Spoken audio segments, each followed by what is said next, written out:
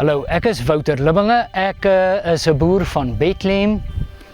Ek boer net buite Bethlehem in Foriesburg se rigting op 'n nie 'n baie groot stuk grond nie, maar ek plant sojabone, mielies, suikerbone. Ek is betrokke by kunsmis en grondregstellings vir die feit dat ek het 'n meestersgraad in ekologie. So ekologie en natuurlewe bestuur is alles die verhouding tussen plant en dier en grond.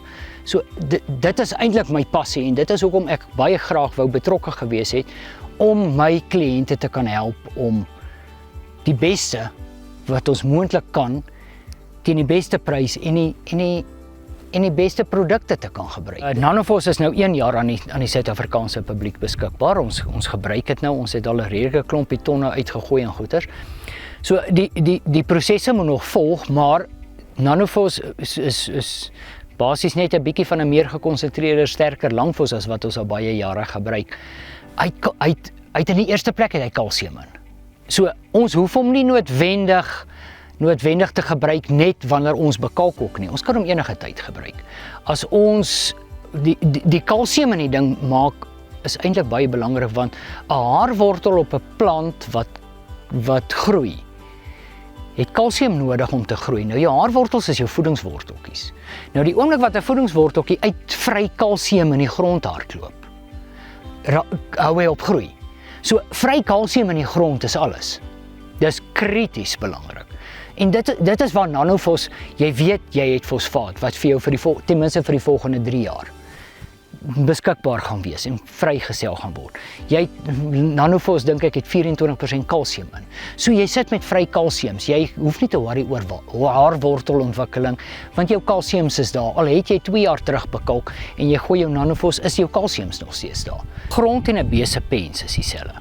'n Besepens, as hy suur word, gaan staan hy. Die mikrobes vrek.